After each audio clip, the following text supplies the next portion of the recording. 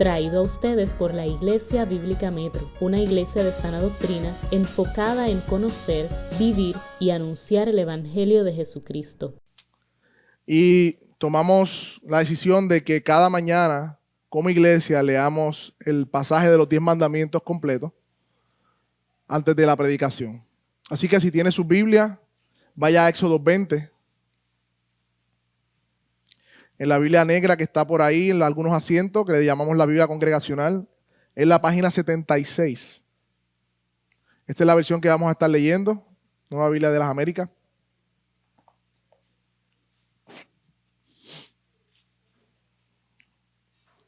Si no tiene Biblia, por ahí en los asientos hay alguna, puede tomarla si está visitándonos. Y si no tiene una Biblia en su casa, se la vamos a regalar para que la pueda leer. No para abrirla en el Salmo 23 y dejarla abierta en la sala, sino para leerla. Éxodo 20, página 76. Vamos a leerlo todos como iglesia, pueden quedarse sentados, pero que se escuche sus voces también leyendo la palabra del Señor. Vamos a leer hasta el verso 20. Dice la palabra del Señor, todos juntos. Entonces Dios habló todas estas palabras diciendo: Yo soy el Señor tu Dios, que te saqué de la tierra de Egipto, de la casa de servidumbre. No tendrás otros dioses delante de mí. No te harás ningún ídolo, ni semejanza alguna de lo que está arriba en el cielo, ni abajo en la tierra, ni en las aguas debajo de la tierra. No los adorarás, ni los servirás, porque yo soy el Señor, tu Dios. Soy Dios celoso, que castigo la iniquidad de los padres sobre los hijos hasta la tercera y cuarta generación de los que me aborrecen. Y muestro misericordia a millares, a los que me aman y guardan mis mandamientos. No tomarás el nombre del Señor tu Dios en vano, porque el Señor no tendrá por inocente al que tome su nombre en vano. Acuérdate del día de reposo para santificarlo. 6 días trabajarás y harás toda tu obra, pero el séptimo día es día de reposo para el Señor tu Dios. No harás en él trabajo alguno.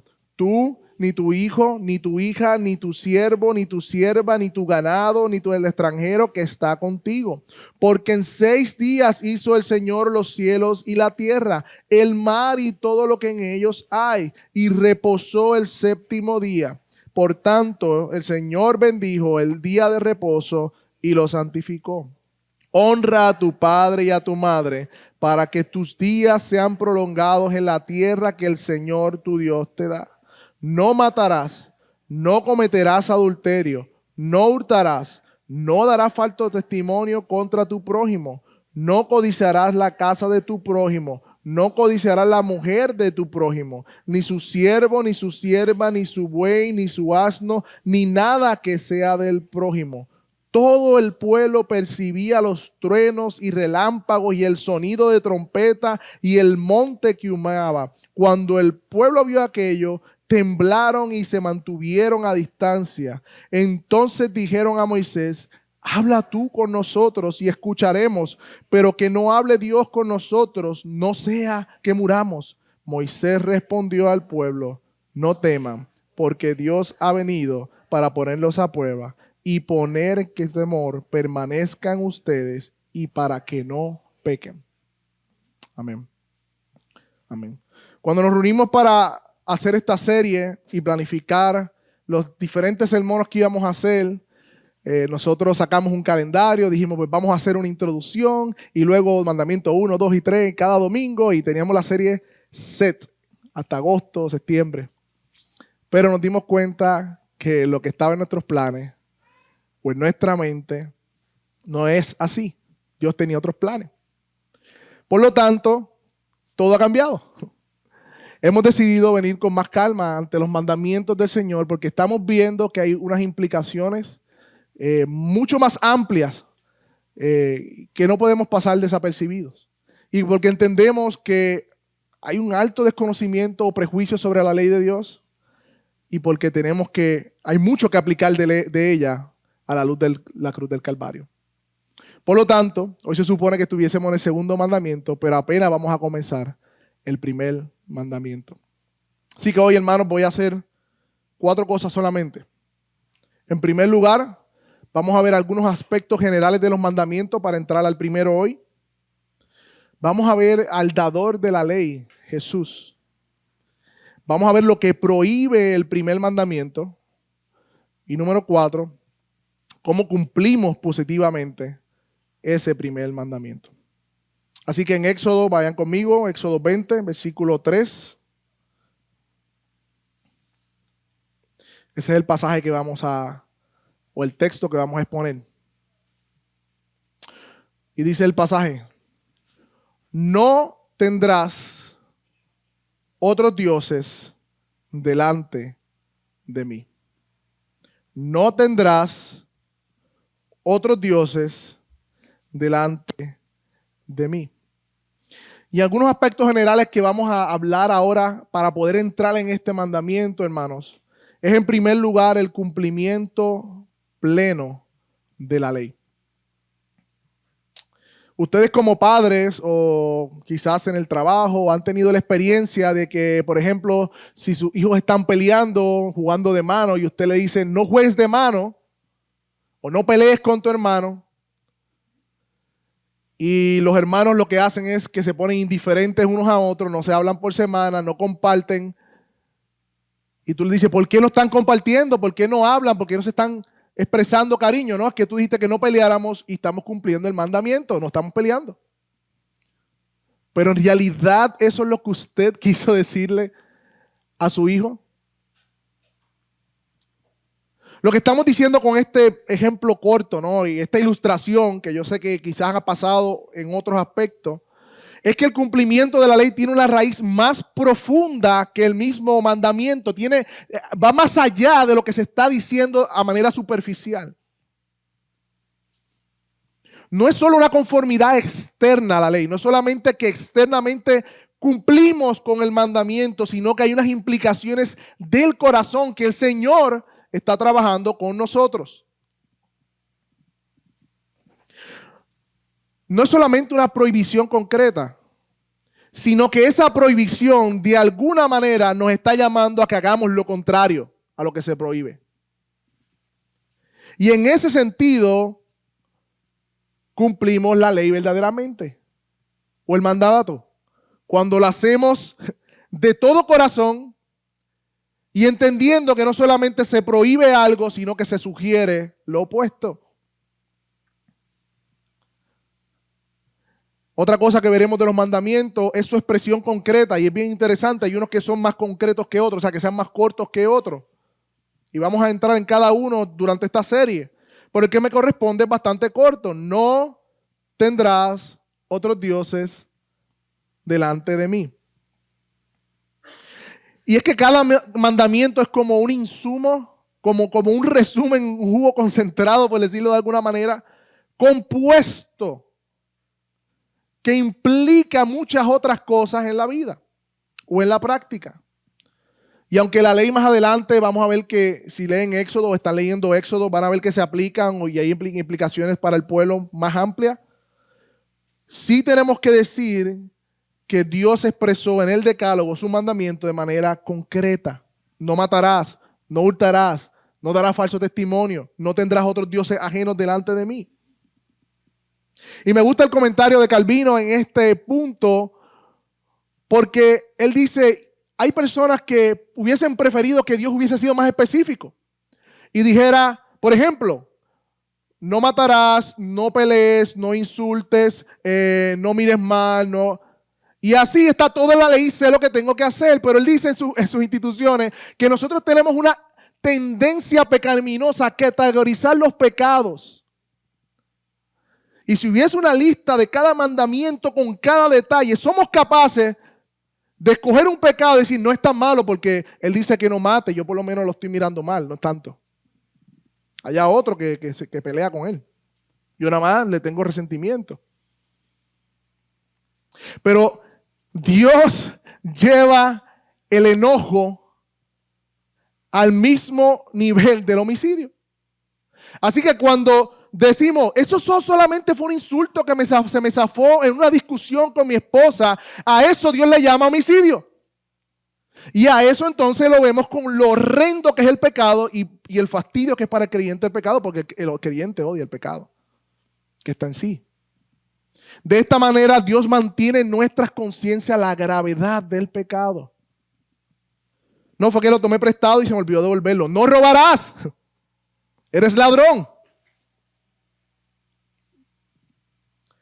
Su expresión concreta.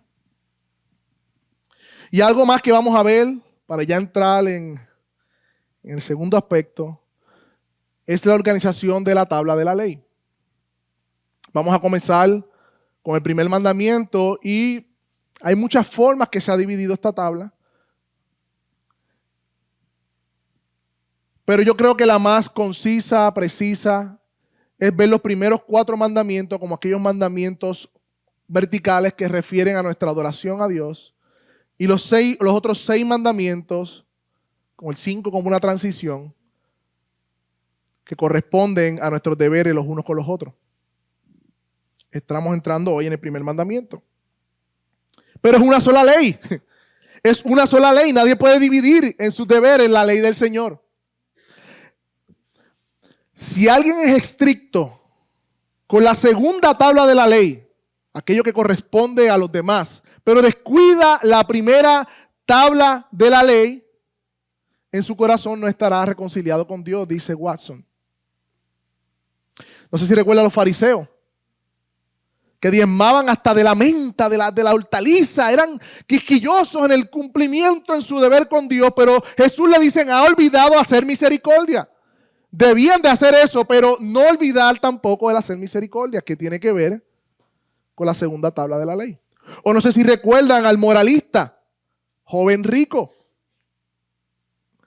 que se presenta, maestro bueno, ¿cómo voy a heredar la vida eterna? Y Jesús le comienza a citar los mandamientos de la segunda tabla de la ley. En nuestra división, ¿verdad? No está dividida, pero en nuestra mente, ¿no? Y él dice, todo eso le he guardado de mi juventud. Sí, pues entonces vende lo que tienes y sígame. Su amor no estaba para con Dios. El primer mandamiento lo estaba quebrantando. Por eso no siguió al maestro. Por lo tanto, hermanos, es una sola ley. Aunque podamos dividirla y ver diferentes aspectos. Y en nuestro segundo encabezado, hermanos, hay un dicho por ahí que usualmente es para mal. Se dice, las cosas se toman de quien vienen. Usualmente es para mal. Cuando escuchamos una crítica o un insulto, nos enteramos de algo, decimos, las cosas se toman de quien vienen. Por ejemplo, si es tal persona que es problemática, pues yo no le voy a hacer caso porque esa persona tiene ciertos problemas conmigo, tenemos, ¿verdad? Es tóxica y nosotros no somos tóxicos y todo lo que decimos, ¿verdad? Pero vamos a ver ese dicho de manera positiva ahora. La ley se toma de quien viene. ¿Y de quién es la voz que se escucha en el Sinaí, hermanos? ¿Quién es el que está allí hablando en el Sinaí? Hablando. ¿Qué dice el verso 1? Dios habló estas palabras diciendo, yo soy el Señor tu Dios. Y yo les pregunto a ustedes, ¿quién es esa voz que se escucha en el Sinaí hablando con Moisés y con el pueblo? Hermano, esta voz que se escucha desde el Sinaí es la voz del Señor, del yo soy. ¿Y quién es ese yo soy, hermanos? Que se revela en el Antiguo Testamento y en el Nuevo Testamento. Esa es la segunda persona de la Trinidad. El Hijo que se encarna en la persona de Jesús. Porque, hermanos, en toda la revelación bíblica hemos visto que todo lo que corresponde a la revelación progresiva del carácter de Dios, el Hijo, por decirlo de una manera, ese es el departamento del Hijo. Y en el Sinaí lo que ocurre es una teofanía, una manifestación de Dios. Y quien da a revelar quién es Dios en todo su esplendor y en toda su plenitud y en toda su majestad es Jesús, el Hijo de Dios. de manera de sombra en el Antiguo Testamento, pero de manera clara en el Nuevo Testamento. Por eso Juan exclamó, nadie ha visto al Padre, ahorita lo estamos hablando, pero el Hijo de Dios, el unigénito que está en el seno del Padre, lo dio a conocer, le hizo una exégesis. Jesús es la imagen de Dios. Y desde el Antiguo Testamento, el Hijo de Dios que se encarna en Jesús es quien revela al Padre. Es quien revela la deidad.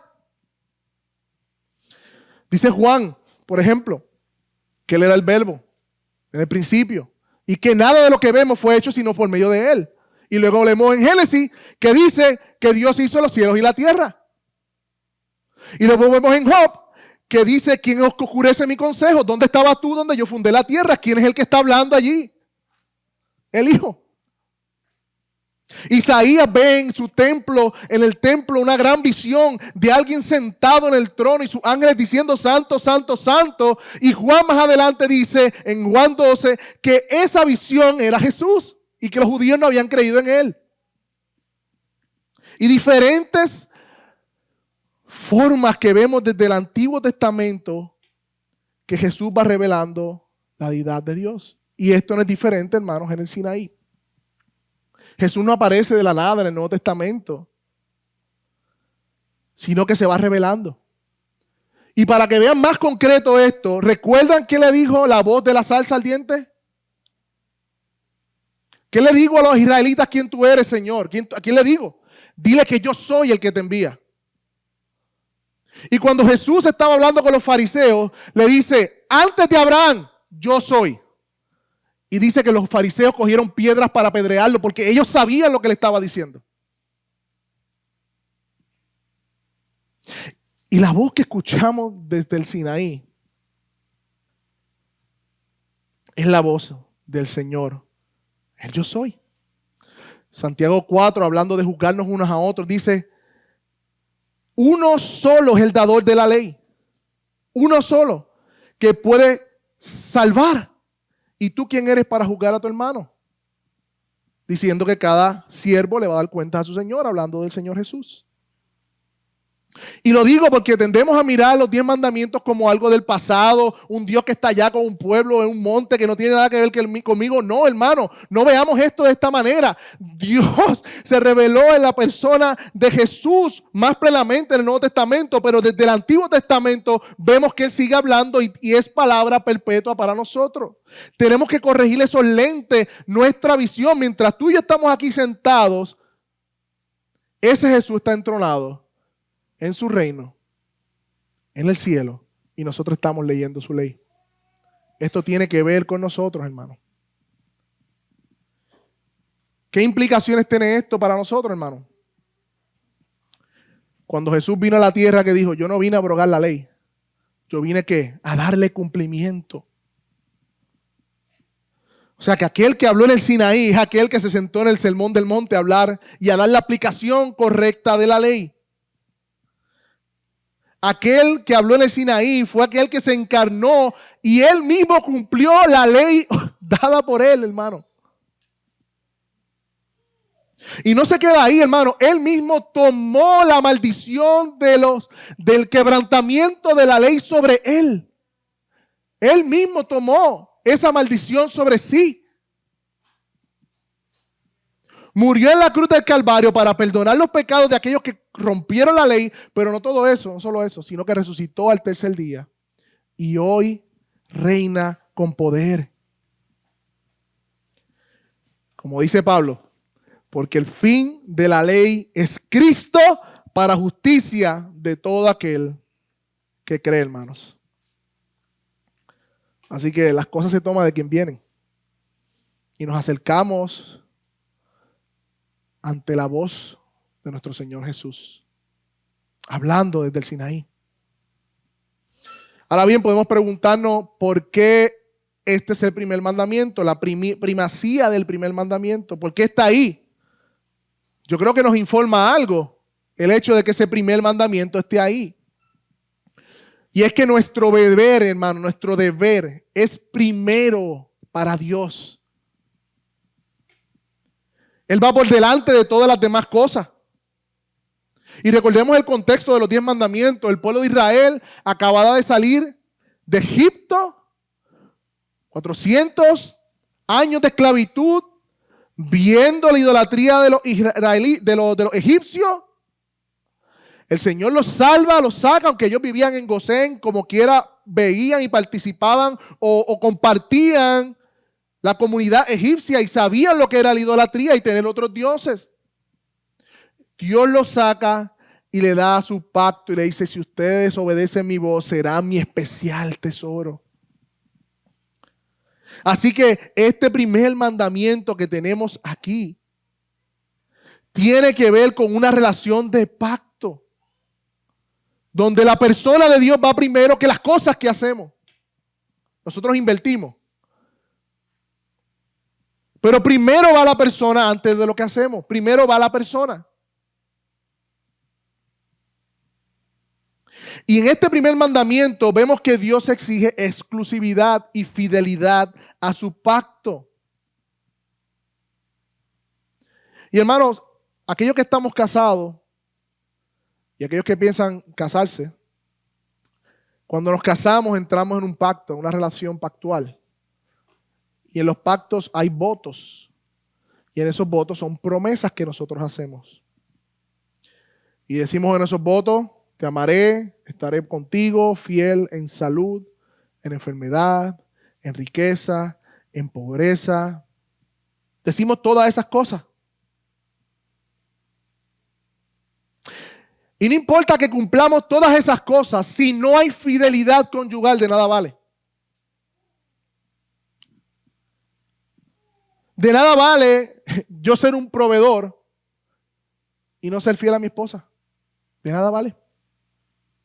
Ella no va a estar complacida con mi provisión a menos que yo la ame a ella por encima de todas las otras mujeres y sea mi amor exclusivo para ella. De esta manera, el primer mandamiento que está ahí nos llama la atención de que nuestro deber es primariamente con Dios antes de lo que hacemos, sino de nuestro corazón hacia Él. Y elegir a Dios. Ahorita Reini dijo algo en la clase sobre elegir a Dios. Sí, elegir a Dios significa excluir a todas las demás posibilidades. Este mandamiento nos pone en contexto, hermanos, de todos los demás mandamientos. Es de donde surgen los demás mandamientos. Así que veamos con detenimiento este mandamiento. Vayan conmigo al texto. Éxodo 20, versículo 3. Comienza diciendo: no tendrás. Y nos detenemos ahí. Es una prohibición absoluta. Es una prohibición absoluta. No tendrás. O podrías, no, te recomiendo que no tengas. No. Si puedes, no tengas. No. No tendrás otros dioses. No tendrás. Es absoluto. ¿Y sabe qué quiere decir no en el original? No. Qué profundo, ¿verdad? Dios no tolera la idolatría. Sí, no la tolera. ¿Qué cosa? Que a eso que le llamamos hoy respetar las creencias de cada cual, para Dios es algo intolerante. Y muchas veces hacemos de la tolerancia un ídolo por encima del mandamiento del Señor. Dios no tolera la idea remota de que su pueblo tenga otros dioses además de Él. No. Se acabó. Y bien interesante porque el texto está expresado en segunda persona. No dice no tendrán como pueblo. No, es no tendrás tú. Si tú, Víctor, no tendrás. Si tú, Luis, no tendrás, tú que estás aquí. Este es un mandamiento que Dios, aunque se lo dice al pueblo, se lo dice a cada uno de su pueblo. No tendrás.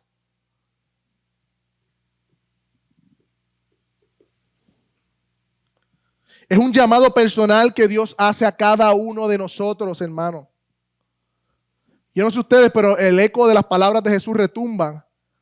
El mismo que luego habló en el Nuevo Testamento. Nadie puede servir a dos señores.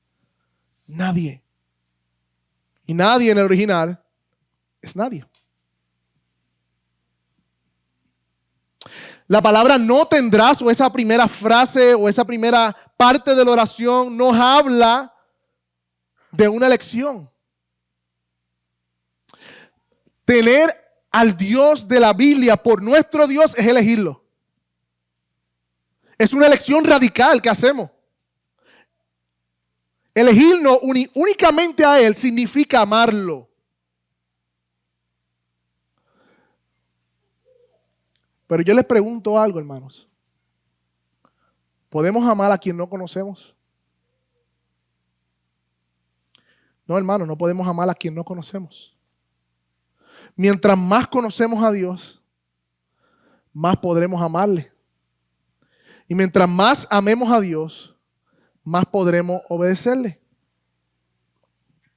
Así que hay una relación directa entre el conocimiento y la adoración a Dios. Y esta mañana parecía que habían leído mi sermón. El hermano Misael, cuando hablaba de que el amor no es solo un sentimiento. El amor no es algo que sentimos, sino que es una elección que hacemos, una decisión que tomamos. Y esa decisión o elección de no tendrás es exclusiva y es personal, hermano.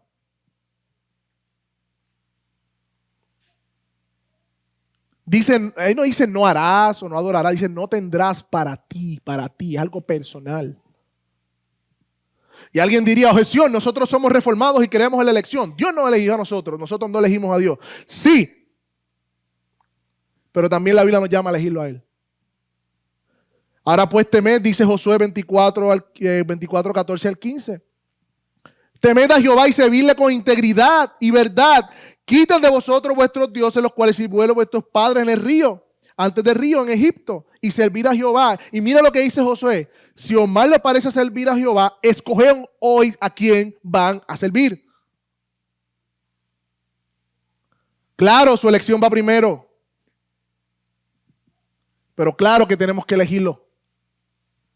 Claro que cuando le servimos estamos eligiendo adorarle por encima de pecar. Día a día. Y no es una cuestión de sentimiento, sino es una cuestión de fe. Que nos lleva a elegirle sobre todas las otras cosas. Es una relación de pacto. Que respondemos a su amor. Y así como Dios eligió a Israel, así Dios eligió a sus escogidos. Pero así mismo sus escogidos le eligen cada día para servirle. Hermano, nadie puede cumplir este mandamiento por ti. Tú, todos los días, por decirlo de una manera, cuando vienes a Cristo arrepentimiento y fe, estás haciendo una elección. Pero cada día elegimos servirle al Señor.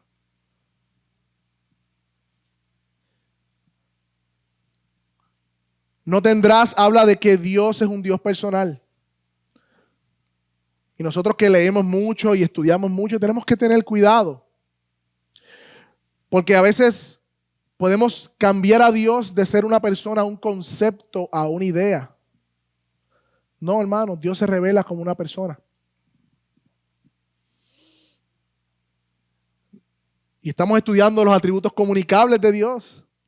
Y en esos atributos comunicables habla de que Dios es amor, que Dios es bondad. Dios se aira contra el pecado. Dios se alegra cuando un pecador se arrepiente. Dios tiene voluntad. Dios se ha revelado como una persona, como un ser, no como una cosa. Por lo tanto, cuando el mandamiento dice no tendrás, se está hablando necesariamente de una relación personal con Él. No con una cosa, ni con un concepto, ni con una denominación, ni con un libro, ni con una teología, ni con una doctrina. Es con Dios. A veces también los cristianos viven con una cosmovisión deísta, que es el deísmo, hermano.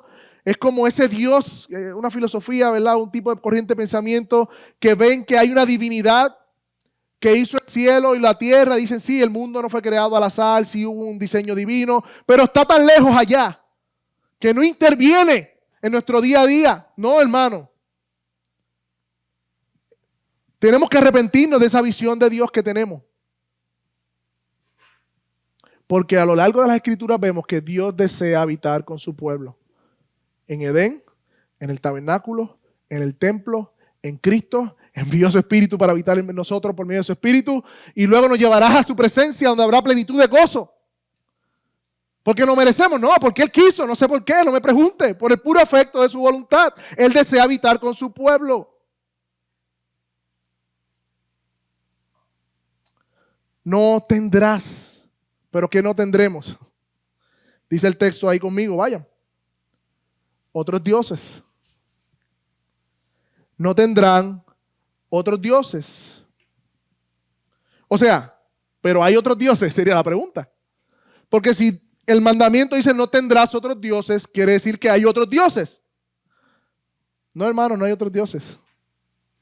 Fuera del Dios verdadero no hay otros dioses. La Biblia dice, lo leímos esta mañana, pero lo leemos en Deuteronomios 4:39. Aprende hoy y reflexiona en tu corazón que el Señor es Dios en el cielo y abajo en la tierra y no hay otro Dios, dice Deuteronomios 4:39. Pablo, hablando de los ídolos y de lo dedicado a los ídolos, dice que no hay ningún ídolo en el mundo, que no es nada, porque no hay más que un solo Dios. Sí, un solo Dios, el Dios verdadero. Pero eso no es correcto decirlo hoy. Pero ¿y los musulmanes? Hay un solo Dios. Pero ¿y los budistas? Hay un solo Dios. Pero los hinduistas, hay un solo Dios. ¿Y qué de María y los santos? Hay un solo Dios. ¿Y la Dios madre coreana? Hay un solo Dios. Ah, ya entiendo. Es que todos los caminos nos conducen a Dios. No importa cómo lo adores o qué Dios es. ¿De verdad? Porque Jesús dijo, yo soy el camino, yo soy la verdad y yo soy la vida y nadie. ¿Y saben lo que significa en el original nadie? Viene al Padre si no es por mí.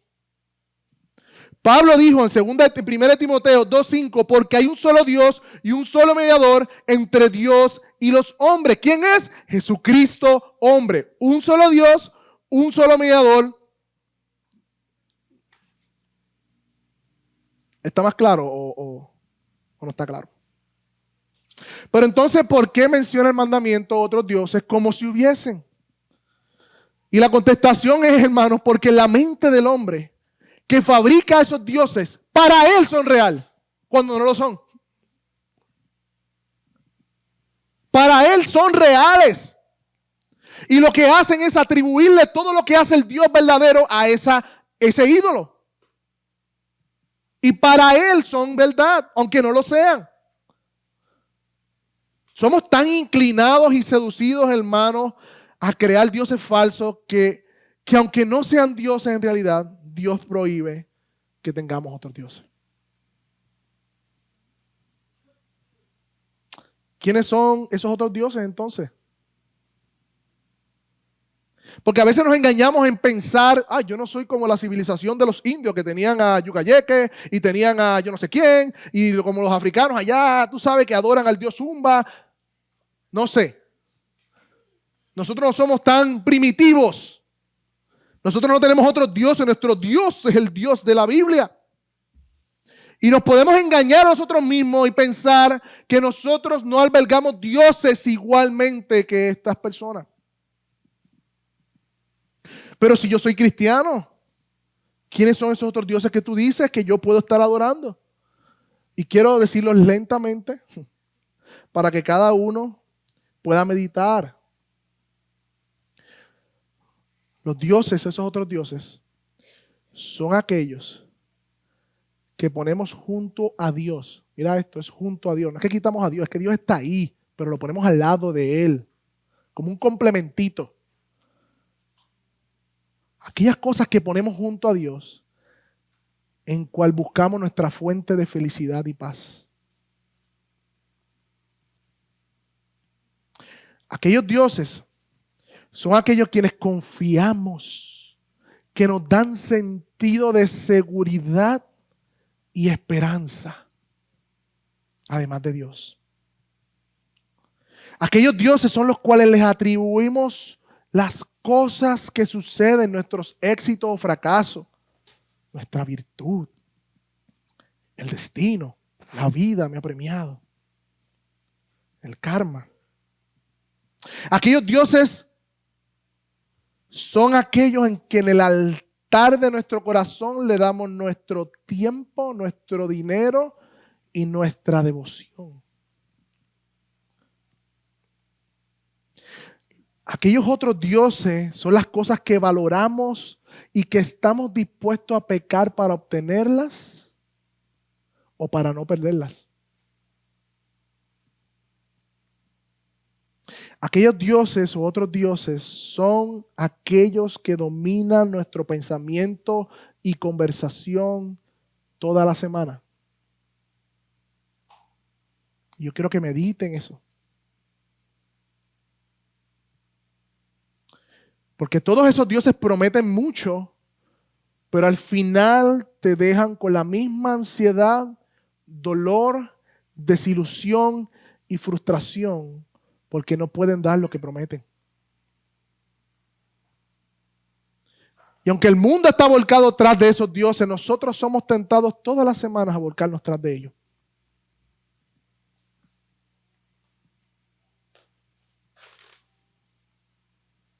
Somos engañados por sus encantos, por sus falsas promesas. Y vemos a otros que están cerca de nosotros, familiares, amigos, compañeros, que confían en esos dioses y le va bien. Y nos seducen y compramos esas mentiras. Y para colmo somos tan sofisticados y tan religiosos y respetuosos que no reemplazamos a Dios, los ponemos al lado de Él. Yo te sirvo, Dios, pero si tú me quitas esto. Yo te sirvo, Dios, pero de esto depende mi gozo en la semana. Yo te sirvo, Dios, sí, yo te adoro, pero si me cuesta reputación.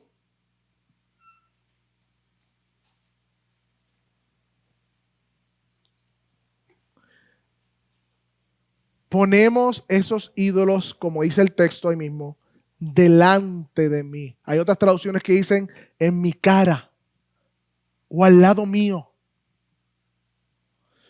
Y eso fue lo que hizo el pueblo de Israel. Temían al Señor, pero servían a otros dioses. Y es una tendencia peligrosa, porque nos confunde, porque somos cristianos, porque vamos el domingo a la iglesia.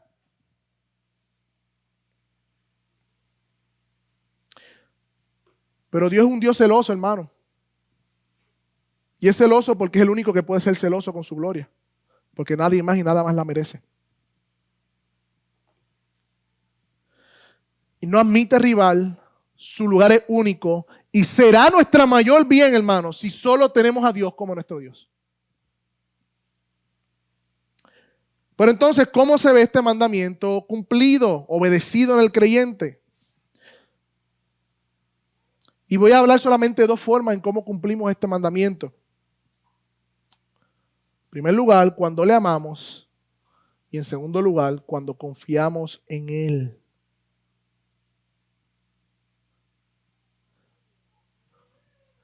Hermano, esta prohibición de no tener sugiere lo opuesto. Y ahí es que yo me voy a concentrar. Y podemos abundar de otras aplicaciones de los otros dioses. Quizás en la próxima predicación vamos a hacer eso. Pero yo quiero abundar y aplicar en la parte de cómo cumplimos este mandamiento. Cómo lo cumplimos de manera positiva. Y la primera forma en que cumplimos el mandamiento, hermanos, es cuando nuestro amor es exclusivo para Él. Repito, cumplimos el primer mandamiento cuando nuestro amor es exclusivo para Él. Porque la verdad es, hermanos, que nuestros afectos muestran nuestros amores. Jesús lo dijo de otra manera: donde está tu tesoro, ahí estará tu corazón. Donde está aquello que tú cuidas y guardas y proteges y te dedicas a, ahí estará tu corazón. Por lo tanto, hacemos de Dios nuestro Dios cuando le amamos.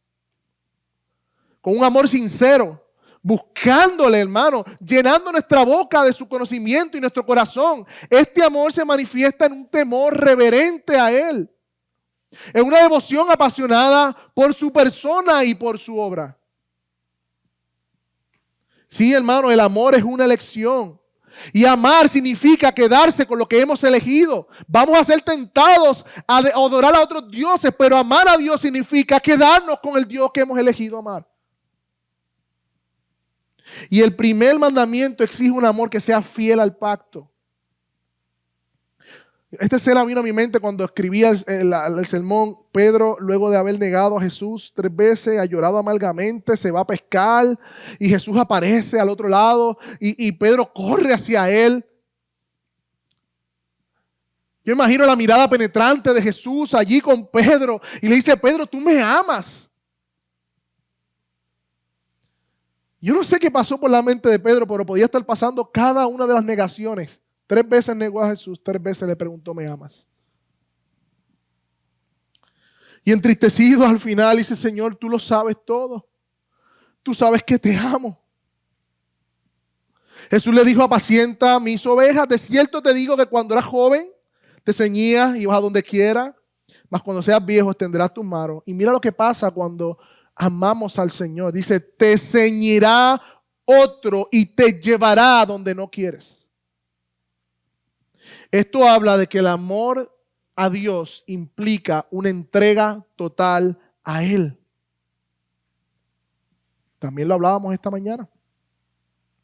Y claro está, hermano, nuestro amor no es perfecto por causa del pecado que mora en nosotros. No estamos ignorando eso. No estamos diciendo que vamos a amar perfectamente al Señor. Pero hay 2 cosas que sí sabemos a pesar de ese pecado que mora en nosotros. En primer lugar, Jesús, el dador de la ley, cumplió esa ley perfecta en mi lugar. Él sí amó al Señor Jesús. Él sí dio su vida por nosotros en obediencia a Él.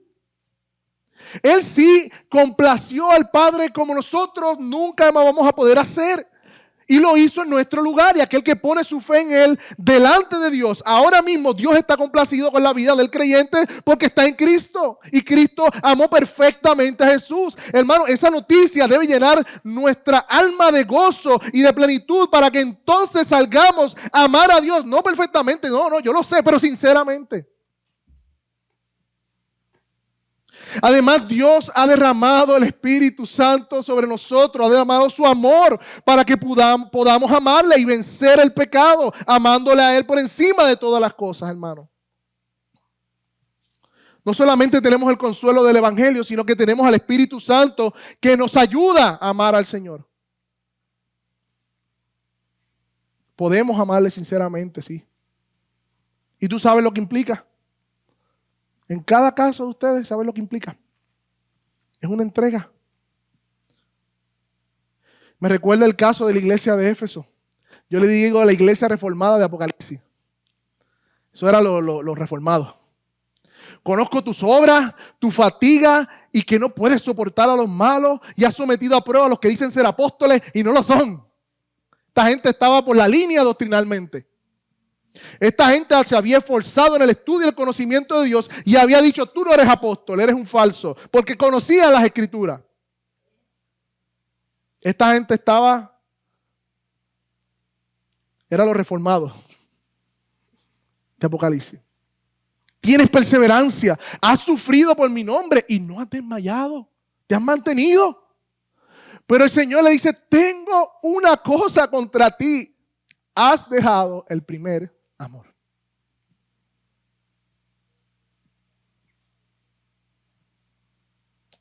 No importa lo que hagamos, si nuestro corazón no está levantado al Señor, si lo hacemos por rutina, si lo hacemos por cualquier otra cosa que no sea amor y devoción a Él, Él lo sabe.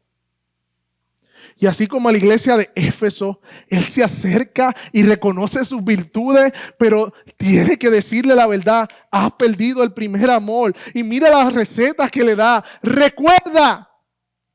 ¿Qué vas a recordar? Recuerda el Evangelio. Recuerda de dónde has caído. No solamente recuerdes la gracia de Dios, no solamente recuerda el amor de Dios, arrepiéntete. Cambia tu mente. El Evangelio no está ahí para que nos quedemos sentados. ¡Wow! ¡Qué gran amor del Señor! No, el amor de Dios nos confronta Y nos lleva a cambiar de mente. Es imposible entender el evangelio y quedarse tranquilos. Queremos salir corriendo porque hemos entendido el amor de Dios. Y no solamente arrepiéntete de mente, haz las primeras obras. Haz las primeras obras que hiciste al principio. Hermanos, tener a Dios por nuestro único Dios es amarle exclusivamente a Él. Y en segundo lugar, hermano, ¿cómo cumplimos el mandamiento positivamente, de manera positiva? Es que cumplimos el primer mandamiento cuando confiamos en Dios como nuestro único Dios. No solamente amor, no solamente reverencia, sino también la confianza. Hacemos de Dios nuestro Dios cuando confiamos únicamente en Él y en nada ni nadie más. De hecho, es la confianza que detecta la idolatría. Por eso el salmista en Salmo 135, 15 al 18 dice: los ídolos de las naciones son de oro, de plata, obra de las manos de los hombres. Tienes boca, no hablan, tienes ojos, no ven, tienes oídos, no escuchan. No hay tampoco aliento en su boca, hablando de los ídolos. Pero mira lo que dice el 18: los que los hacen son semejantes a ellos. Sí, todos los que en ellos confían. Ellos hacían de los ídolos su Dios porque ponían su confianza en los ídolos. Salmo 27 dice: algunos confían en carros, otros en caballos, pero nosotros en el nombre de nuestro Señor confiaremos. ¿Pero qué es confiar? Hermanos, confiar es depositar en alguien la seguridad de cualquier cosa. Confiar significa encargar a alguien el cuidado y la atención.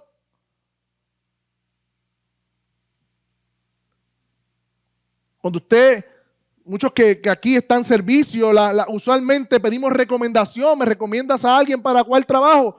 Sí, yo lo conozco, hace buen trabajo. ¿Y qué hacemos? Confiamos en el trabajo, lo llamamos para que nos haga el trabajo. Porque si le hizo un buen trabajo a mi hermano, me hará un buen trabajo a mí. Confiamos en la persona por el testimonio de otra. Pero Dios nos invita a cada uno de nosotros que no confiemos simplemente por el testimonio de otros, sino que confiemos en Él por nuestro propio testimonio, por nuestra relación con Él. Y esto nos habla de una estrecha relación nuevamente entre el conocimiento de Dios y la confianza que tenemos en Él.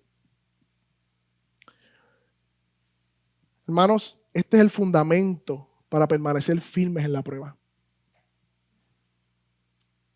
Conocer al Dios que servimos. Conocer su amor. Conocer su gracia. Conocer su soberanía. Hace poco hablábamos con una persona y hablándole un poco de lo que estamos pasando. Nos enfocamos en el tema de la soberanía. Y comenzamos a decir: no, Dios es soberano, Dios tiene control, Dios todo lo otro. Pero como estamos hablando de los atributos de Dios en la mañana, Dios no solamente es soberano, Dios es bondadoso. Dios es sabio, que como decíamos esta mañana, conoce los mejores medios para los mejores fines. Dios es amor. Dios es misericordia. Y si lo dejamos en la soberanía sería temible. Porque no podríamos confiar en un Dios soberano si no supiéramos que es amoroso. Así que no solamente la soberanía nos consuela en las dificultades, sino también el amor de Dios nos consuela en las dificultades. Y eso nos ayuda a confiar en Dios, el que conozcamos su carácter.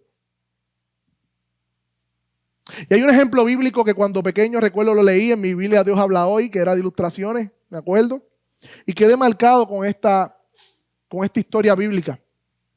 Quedé marcado. Y mientras escribía vino a mi memoria y es la historia del rey Ezequías.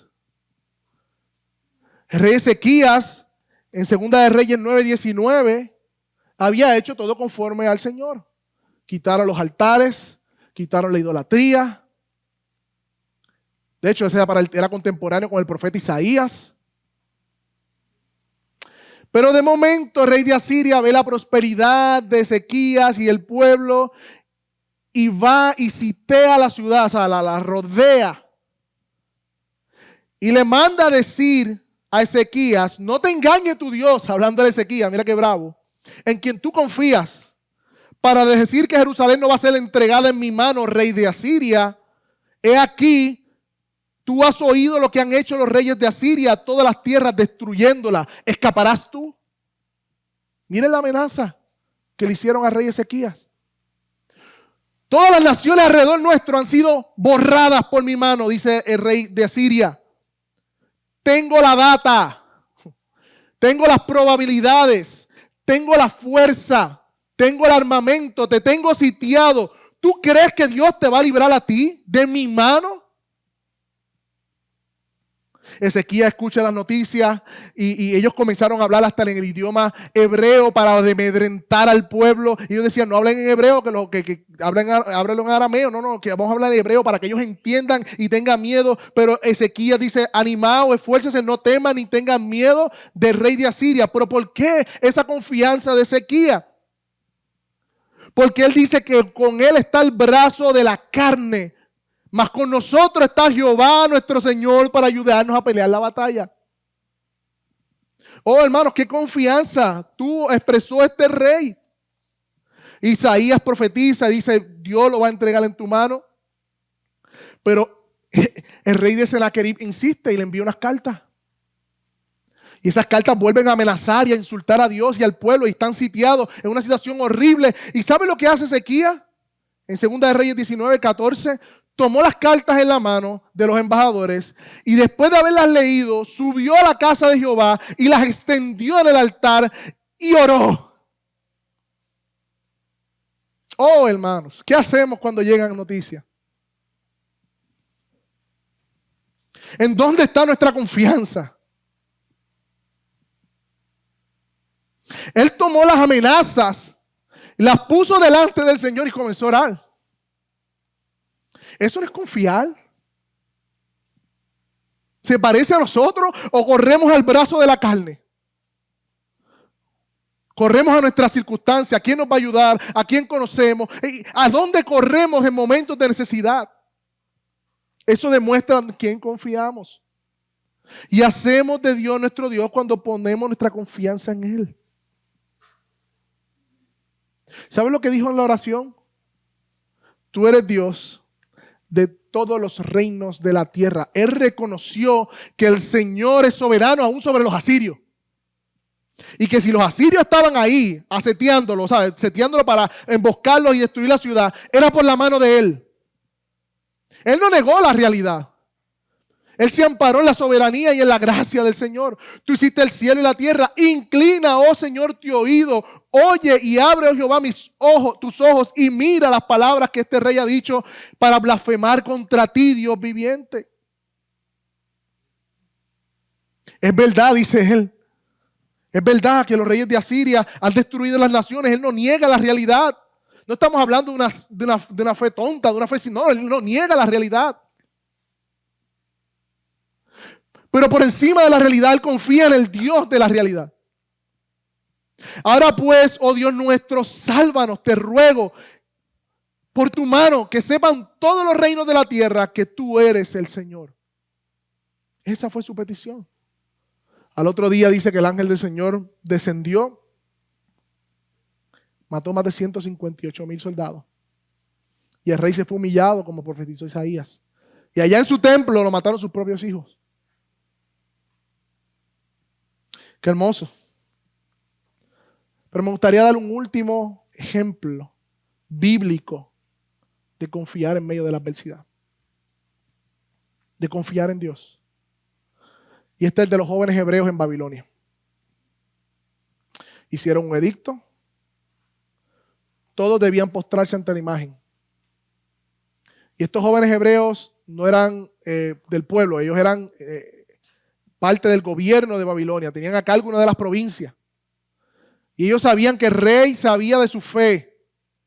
Por eso cuando el Nabucodonosor le dice, ¿por qué no se postra? Dice, nosotros no tenemos que darte excusa de esto porque ya tú sabes, como quien dice, que nosotros no nos vamos a postrar.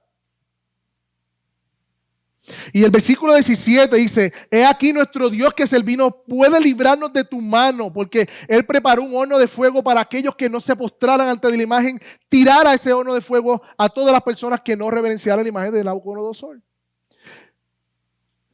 Pero estos jóvenes le dicen al Dios a que nosotros servimos nos puede librar del horno de fuego y de tu mano, oh rey.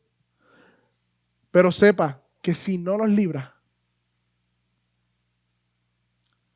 no serviremos a tus dioses, ni tampoco adoraremos a la estatua que has levantado. Estos jóvenes fueron tomados en un horno 7 veces calentado más fuerte y fueron tirados al horno de fuego. No fueron librados de la prueba, hermano. No fueron librados. Pero ellos dijeron que aunque no fueran librados, no van a adorar a otros dioses que no sea el Dios de Israel. Ellos confiaban en su Señor a pesar de que podía costarle la vida. Pero en el versículo 24 dice que el rey Nabucodonosor se espantó y se levantó apresuradamente y dijo a su consejo: ¿no echaron ustedes 3 varones atados dentro del fuego? Ellos respondieron: sí, es verdad, fueron 3. Él les dijo: yo veo 4 varones sueltos que se pasean en medio del fuego sin sufrir ningún daño y aspecto.